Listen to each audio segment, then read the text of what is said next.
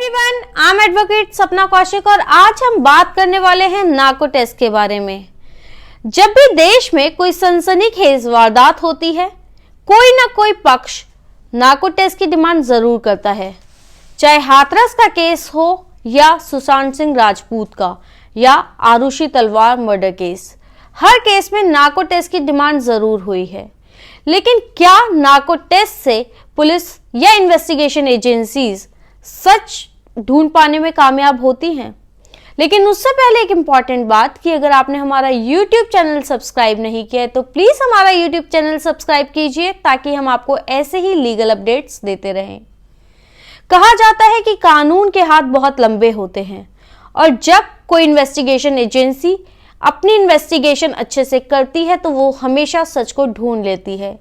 लेकिन कई बार ऐसा होता है कि आरोपी या अभियुक्त इतना चालाक होता है कि वो पुलिस या इन्वेस्टिगेशन एजेंसीज को चकमा दे देता है और वो सच का पता नहीं लगा पाती।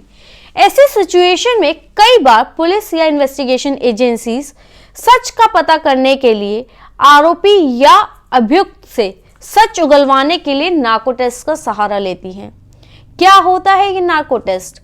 नार्को टेस्ट में किसी भी अभियुक्त या कोई ऐसा व्यक्ति जिससे उसके इन्वॉल्वमेंट का पता करना होता है कि क्या वो व्यक्ति उस अपराध में शामिल था या नहीं था, या उसके पास जितनी भी इंफॉर्मेशन है वो सही इंफॉर्मेशन दे रहा है या नहीं दे रहा है।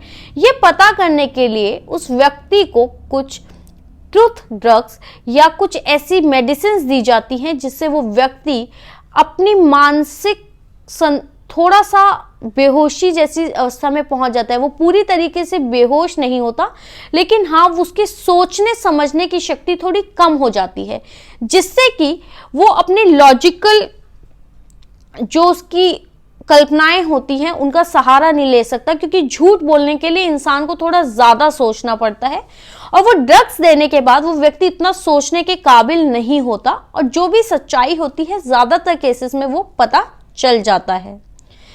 जब भी नार्को टेस्ट किया जाता है उससे पहले उस व्यक्ति का प्रॉपर मेडिकल चेकअप करवाया जाता है, यानी कि उसे कोई प्रॉब्लम तो नहीं है, कोई फिजिकल प्रॉब्लम तो नहीं है, कोई मेंटल प्रॉब्लम तो नहीं है। क्योंकि ऐसा होता है कि अगर किसी व्यक्ति को नार्को टेस्ट के वक्त अगर ओवरडोज दे दी जाए या उसकी तबीयत अगर ठीक नहीं है उसको ड्रग्स दे दिए जाएं तो ऐसा हो सकता है कि ओवरडोज के कारण वो व्यक्ति कोमा में चला जाए, यहाँ तक कि उसकी डेथ भी हो सकती है।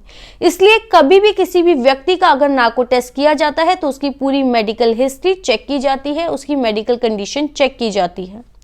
किसी भी व्यक्ति को नार्को टेस्ट के वक्त जब भी ड्रग्स दिए जाते हैं तो ये ध्यान रखा जाता है कि उसकी उम्र कितनी है, उसका जेंडर क्या है, उसको कोई मेडिकल प्रॉब्लम तो नहीं है। ये सारी चीजें देखकर ही उस ड्रग की, उस मेडिसिन की मात्रा तय की जाती है, वो मात्रा उसे दी जाती है। जब भी किसी व्यक्ति का नार्को टेस्ट किया जाता है तो वहां पर एक मनोचिकित्सक होता है, एक पुलिस इन्वेस्टिगेटिंग ऑफिसर होता है, जो भी इन्वेस्टिगेशन कर रहा है केस की वो ऑफिसर होता है, एक मनोचिकित्सक होता है, एक डॉक्टर भी वहां पर होना कंपलसरी होता है। मेडिकल चेकअप होता है, उसके बाद ये सारे जांच अधिकारी, एक डॉक्टर, एक साइकेट्रिस्ट का होना कंपलसरी होता है। उन्हीं के सामने नार्को टेस्ट किया जाता है। नार्को टेस्ट करते वक्त दवाएं दी जाती हैं जिससे वो व्यक्ति ऐसी सिचुएशन में पहुंच जाता है जहां वो थोड़ा सबकॉन्शियस होता है, ना तो वो पूरी तरीके से बेहोश होता है ना ही वो पूरी तरीके से होश में होता है, वो अचेत अवस्था में होता है, जिससे कि वो धीरे धीरे बोल पाता है, ज्यादा सोच नहीं पाता। जो भी उसके दिमाग में होता है वो फटाफट से बोल देता है, ज्यादा सोच नहीं सकता। तो ऐसे केसेस में ज्यादातर सच बाहर आने के चांसेस बढ़ जाते हैं। जब भी किसी व्यक्ति का नार्को टेस्ट किया जाता है तो उसे ट्रूथ ड्रग दिए जाते हैं जिसमें कि साइको एक्टिव नाम की एक दवा दी जाती है या फिर सोडियम पेट्रोथल या सोडियम आमिटल का इंजेक्शन भी दिया जाता है। लेकिन क्या किसी व्यक्ति की इजाजत के बिना उसका नार्को टेस्ट किया जा सकता है? 2010 में सुप्रीम कोर्ट ने एक 3 जजेस की बेंच ने एक जजमेंट दिया था जिसमें उन्होंने कहा था कि जिस भी व्यक्ति का नार्को टेस्ट किया जाना है वो उस व्यक्ति की कंसेंट के साथ ही किया जा सकता है। यानी कि अगर कोई भी व्यक्ति नार्को टेस्ट कराने से मना कर देता है तो उस व्यक्ति का नार्को टेस्ट नहीं किया जा सकता।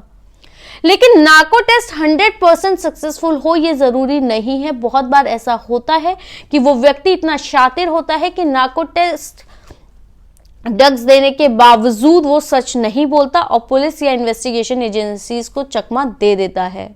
बहुत सारे केसेस में ऐसा देखा गया है कि नार्को टेस्ट के बावजूद किसी व्यक्ति ने सच ना उगला हो, तो ये 100% कारगर होगा ये जरूरी नहीं होता। आपको ये वीडियो कैसा लगा और आप किन और मुद्दों पर वीडियोस चाहते हैं, प्लीज कमेंट सेक्शन में बताइए।